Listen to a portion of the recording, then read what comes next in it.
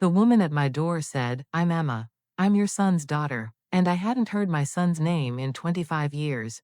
For a moment, I thought I'd misheard her. The rain behind her blurred the world like an old memory I'd tried to forget. But she stood there, small, shivering, holding a brass key in her palm, the kind my husband used for the old diner safe.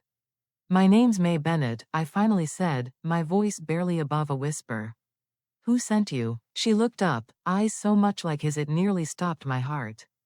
"Before my dad died," she said, "he told me to find you. He said you deserve to know the truth. This key opens it." I didn't know whether to slam the door or fall into her arms. Because the last time I heard my son Tyler's name was the day he vanished, along with every dollar my husband and I had ever saved. I live in a walk-up off Hawthorne in Portland, 2 rooms and a balcony where the geraniums somehow survive my forgetfulness. Mornings, I brew coffee in the dented percolator Frank insisted was still got 20 years in it, and I pretend he's about to shout from the hallway, "May, where's my apron?" He never will, but the ritual keeps my hands from shaking. Once upon a time we didn't need rituals. We had motion. We had Bennett's griddle, 20 tables, linoleum floors scrubbed shiny by closing time, and a cowbell on the front door that rang like a happy dog each time a regular came in.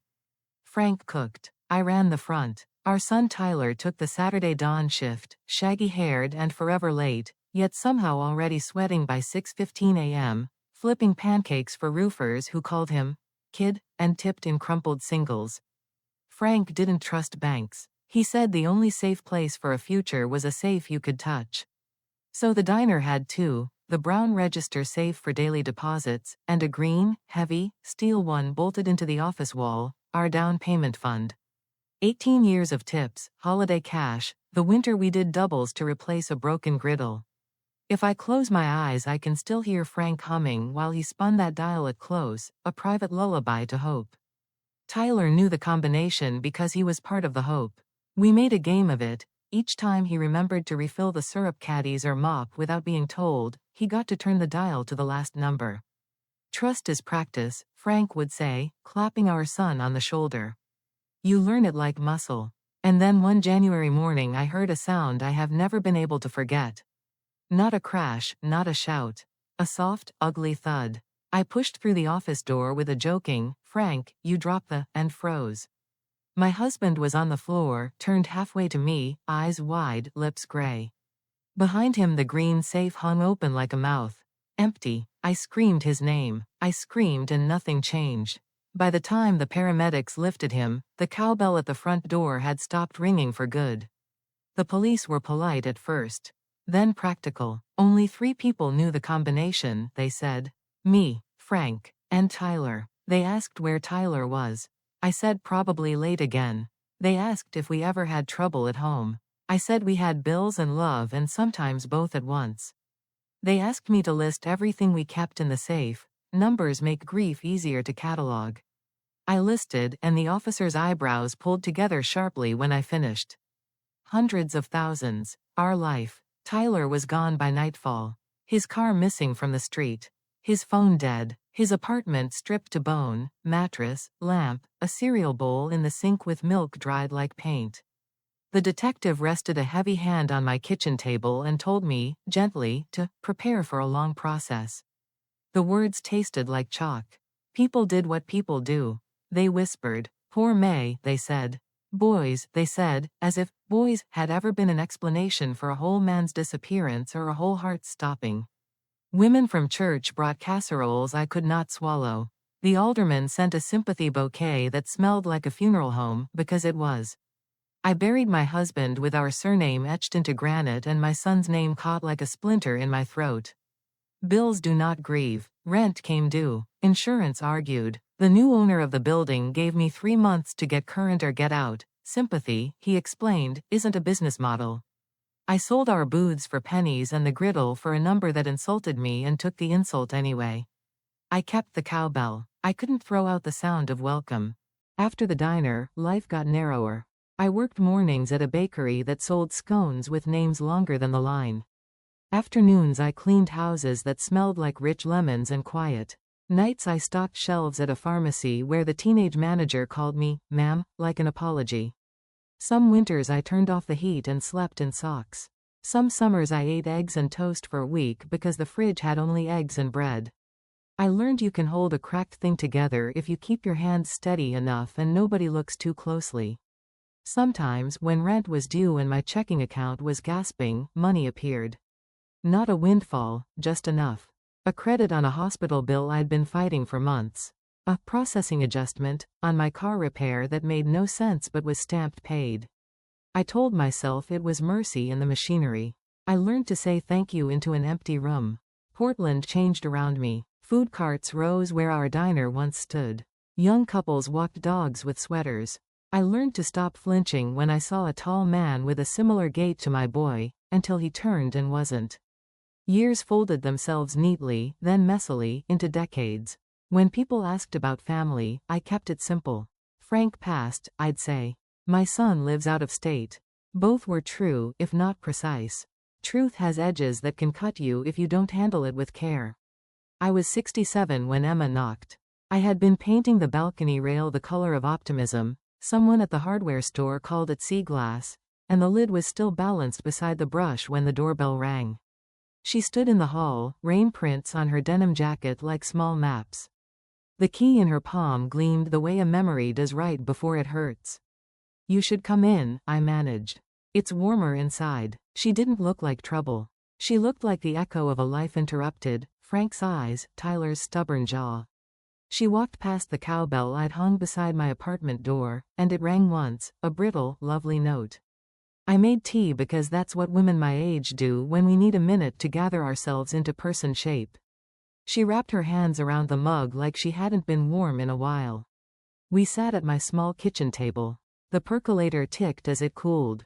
Outside, rain stitched the afternoon into one long, gray seam. My dad was Tyler, she said first, as if pulling a thorn with clean fingers. He passed last month. The word, passed, wasn't big enough for what it had done to her face. I gripped the rim of my cup until the heat pressed crescents into my palms. How did he? Cancer, she said. Fast. She swallowed. He made me promise to find you. He said you deserve everything I'm about to say. She placed the brass key between us. I didn't touch it. It felt like a live wire. I stared at the tiny teeth cut into its edge and saw a green safe, a cold floor, a husband who wouldn't answer me, and a boy who never came home. Before he died, Emma continued, he gave me an address, a unit number, and this key. He said, you'll know what to do when you meet her. Unit? My voice sounded like it belonged to a different woman, a thinner, older one. A storage place, she said. Across town. He said the truth is inside. The truth. For 25 years, mine had been a story told by other people. A thief's son. A foolish mother. A husband whose heart broke because trust is practice and ours failed. I had learned to live under that version the way you learn to live under rain. You carry an umbrella and pretend you aren't wet. I looked at Emma, this stranger with my family's face, and felt something unfamiliar push up through the hard ground inside me. Not hope. Not yet. Just the possibility that the past might not be finished speaking. Finish your tea, I said, mostly to myself, because my hands were trembling again. Then we'll go. We drove through Portland's gray veins, the windshield wipers keeping rhythm with my heartbeat. I hadn't been in this part of town in years, industrial blocks and storage yards pressed together like forgotten thoughts. Emma sat beside me, clutching that brass key as if it were a compass. Every so often, she glanced at me, like she wanted to speak but didn't know which truth would hurt less. The sign read Riverside Storage, since 1988. The gate buzzed open after she entered the code her father had given her. A chill swept through the car as we rolled down the narrow aisle of numbered units. I could smell rain on concrete, motor oil, and the faint sweetness of old wood. Here, Emma said softly. Unit 317. It was an ordinary blue door. Yet I felt my knees weaken. She handed me the key. He said you should be the one to open it. The lock clicked, sharp and final, like a judge's gavel. The metal door screeched upward, and for a second all I saw was darkness and dust motes dancing in the beam of the fluorescent light above. Then, slowly, a shape came into view. A green steel safe, the same model Frank had bought all those years ago. Its paint was scuffed, the corners dented, but my breath caught anyway. On top of it lay a folded piece of paper, Tyler's handwriting looping across the surface. 7/19.78. His birthday. My hands shook as I turned the dial. Each click of the mechanism echoed through the cold air like a heartbeat. When the latch finally gave, the door creaked open. Inside were stacks of cash, thick bundles wrapped in rubber bands, labeled by year in Tyler's familiar block letters. I counted enough to make my pulse stutter. $412,000, maybe more. I didn't understand. Not yet. Beneath the money were three things: a small envelope addressed in careful ink to Mom, a cassette tape labeled, "Play Me," and Frank's old silver watch, its glass cracked, the hands frozen at 8:47. Emma stepped closer, her eyes glistening. "He said you'd finally understand." I touched the watch first. The cold metal burned against my palm. "This was your grandfather's," I whispered. "I buried it with your father's guilt." Emma said nothing. I slid the cassette into the player she'd brought. A low hiss filled the space, and then, his voice. "Mom, if you're hearing this, I'm gone." The sound of him, older but still my boy, shattered something I'd been holding for 25 years. "I need to tell you what really happened that night," his voice continued, trembling. "I wasn't the thief. I was scared. I made a stupid deal trying to help a friend. His name was Mason." I looked at Emma. She nodded, as if she already knew. Tyler's voice pressed on. "I thought it was a delivery job. Mason said it was easy, just drive a car across town, drop a package, and get $2,000. I didn't ask questions. I should have." The recording clicked softly. I could hear his uneven breathing. When I stopped at the gas station, cops swarmed the car next to mine. Mason panicked, threw a duffel into my trunk, and told me to drive. I did. That bag had 5 kilos of cocaine. Street value, $250,000. By morning, men came looking for it. Dangerous men. They found me before I could go to the police. They said if I didn't pay, they'd kill all of us, me, you, Dad. They described the diner, the safe, even your blue apron, Mom. I thought they'd been watching. My fingers tightened around the player.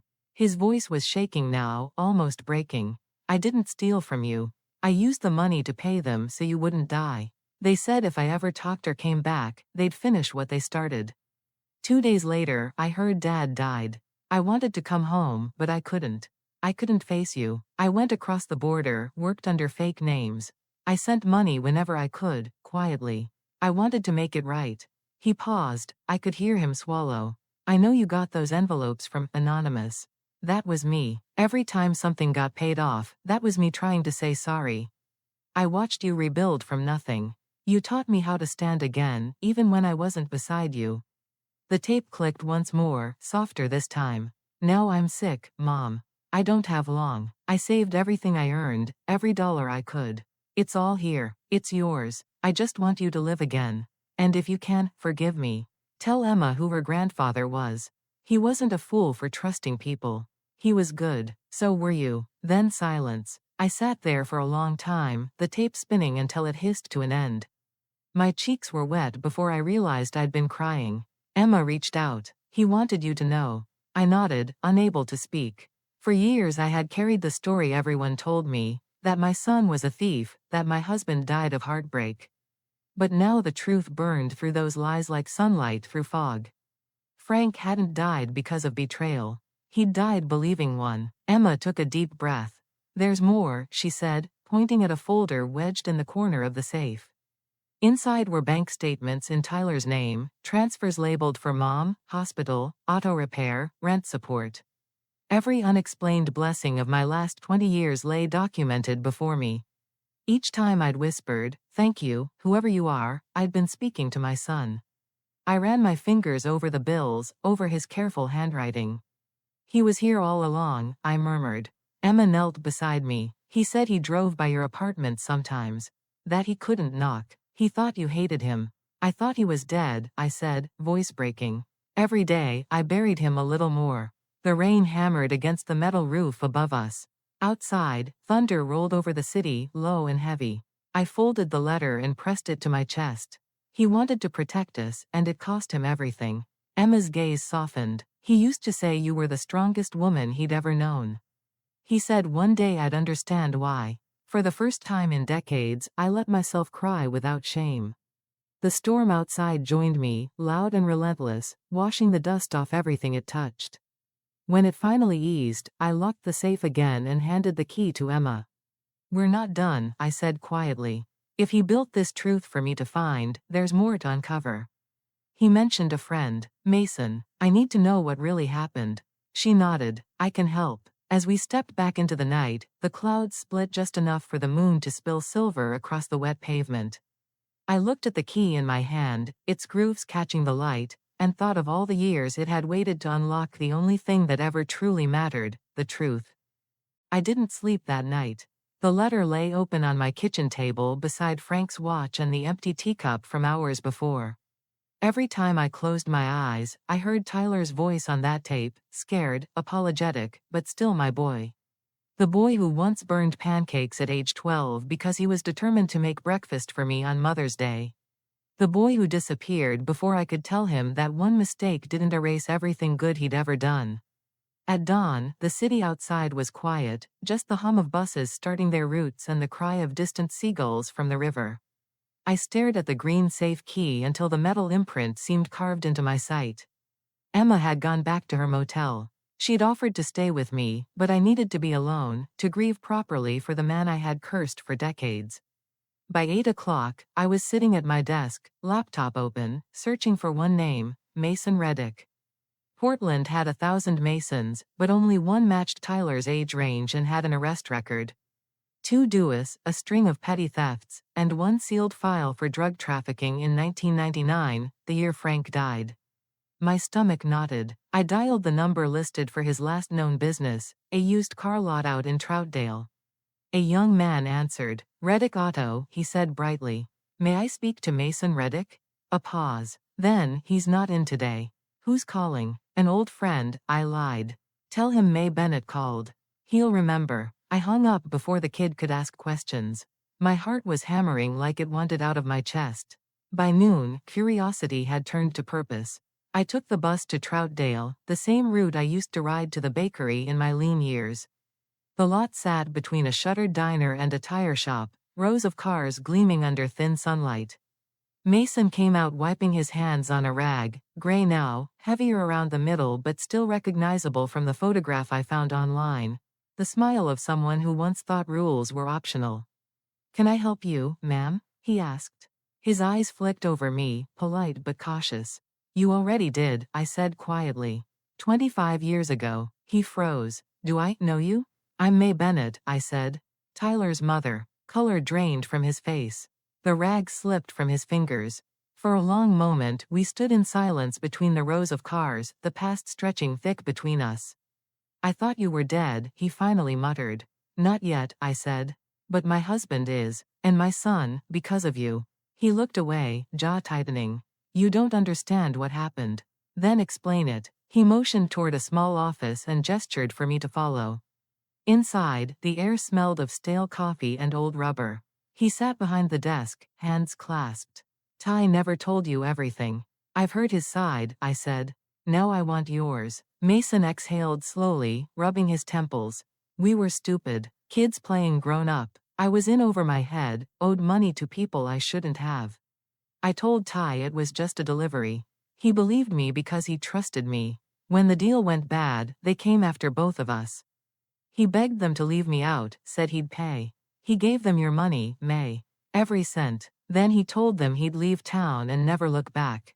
They let him live." "Let him live?" I repeated, bitterness curling in my throat. "While my husband died thinking his son was a criminal?" Mason's eyes were wet. "He called me that night. He said your husband had collapsed. He wanted to come home, but he was terrified they'd kill you. I told him to stay away. I thought I was protecting him. God help me, I thought I was doing the right thing."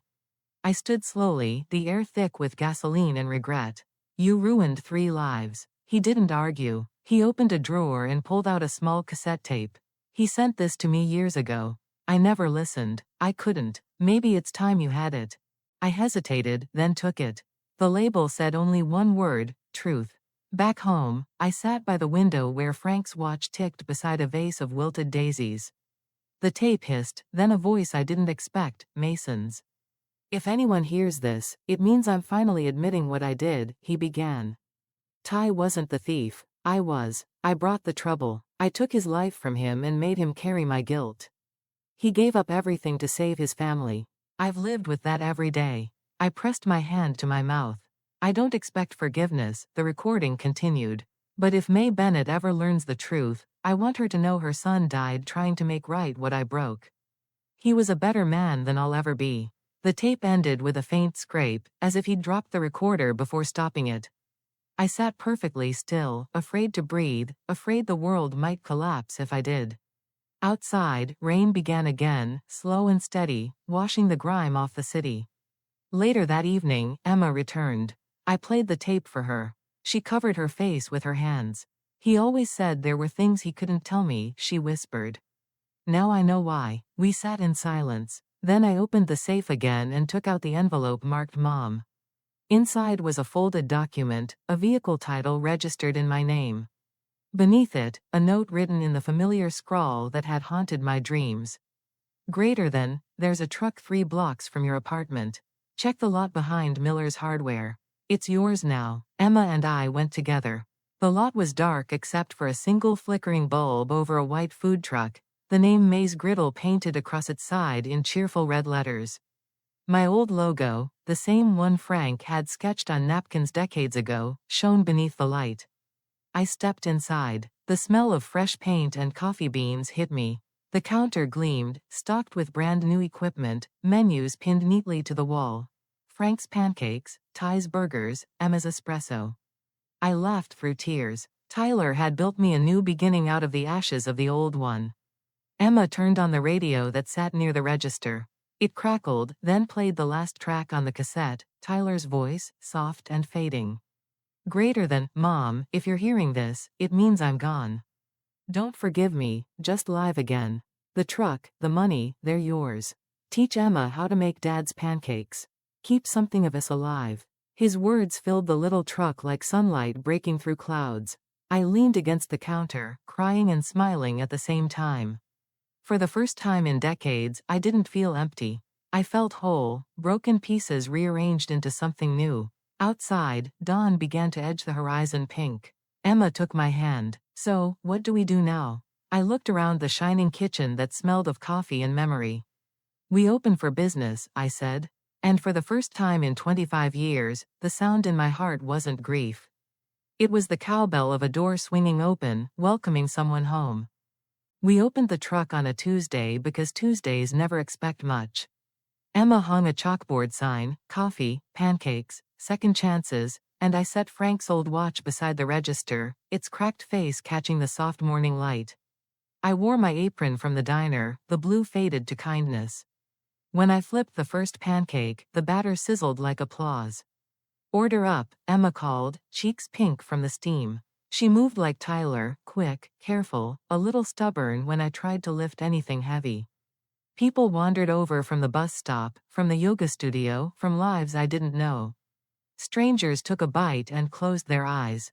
A man in a tie said, "This tastes like Saturdays with my dad."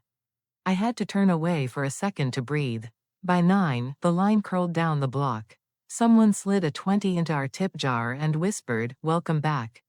It felt like the city had been waiting with its breath held, and today it finally exhaled. Around 10, a gray-haired man in a wool coat stepped up, bought a black coffee, and didn't touch it.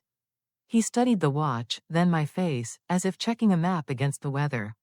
"You're May," he said. "I am." He nodded, set a small cassette on the counter, and walked away without another word. The coat was old-fashioned, the stride careful. For a moment I thought I knew him. Then the crowd swallowed the thought. Emma picked up the tape, eyebrows lifting. "Another one? Seems today is the day Truth likes to order to go," I said, and she laughed. We waited until the lunch rush passed. Then we locked the service window, brewed 2 fresh coffees, and sat on the back step of the truck with the little tape recorder between us. The cassette clicked. A breath filled the speaker. "May," a voice said. "Masons. Older, sober, stripped of swagger. If this reaches you, it means I finally did something right." I felt Emma's hand slide into mine. I've been paying a debt I can't clear, Mason continued. I told myself for years I was protecting Ty when I pushed him to run, but the truth is, I was protecting myself. He saved my life with your money. I let him carry my sins. He paused. I could hear him swallow. There's more, he said. Those men? They were real and meaner than I understood. But 2 years after Ty left, most of that crew went down in a federal sting. The threat died with them. I should have told him. I should have told you. I didn't. That's on me. Emma and I stared at each other. Mason's voice steadied. Last week a girl came by my lot with eyes like Ty's. She told me he was gone. I went home and recorded this. May, I can give you names, dates, the agent who ran the case. There are files, proof that Ty wasn't lying and that fear kept him away longer than the danger did. I'll send everything. I'm sorry I waited until the end of my courage to be a man.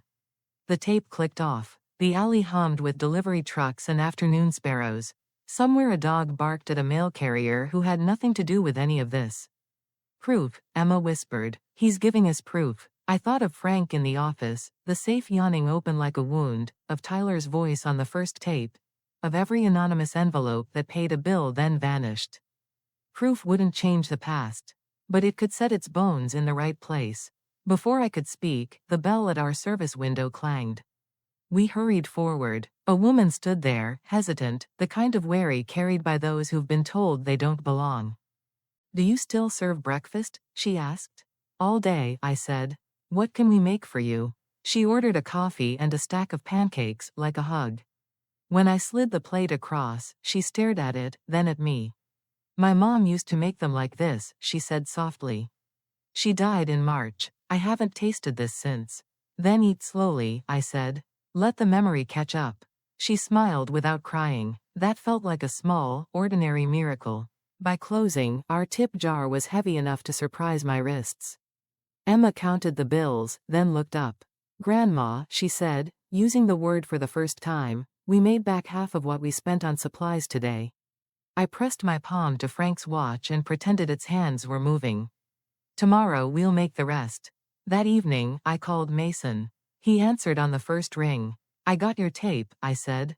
I figured, he muttered. I left it with a friend. Easier to deliver truth if you can run before anyone thanks you. Don't run, I said. Send what you promised. He did. A packet arrived 2 days later, photocopied affidavits, a letter from a retired DIA agent confirming the 1999 bust, details matching Tyler's story down to the gas station on 82nd and Powell. The agent wrote, if the family of Tyler Bennett needs a statement for any legal purpose, I'll provide it. I took the papers to the police station, not for charges. Who could I punish besides an old man already imprisoned by regret? But to ask that a note be placed in the dusty file with our name on it. 4 weeks later, a detective called and said the record had been updated. Subject Tyler Bennett, not offender, material witness under duress, asterisk. It was a small box on a form. It felt like a cathedral being lit. Emma and I drove to El Paso on a Thursday, the truck shuttered, a closed for family sign taped to the window. We brought flowers and the cassette tapes in a zippered pouch.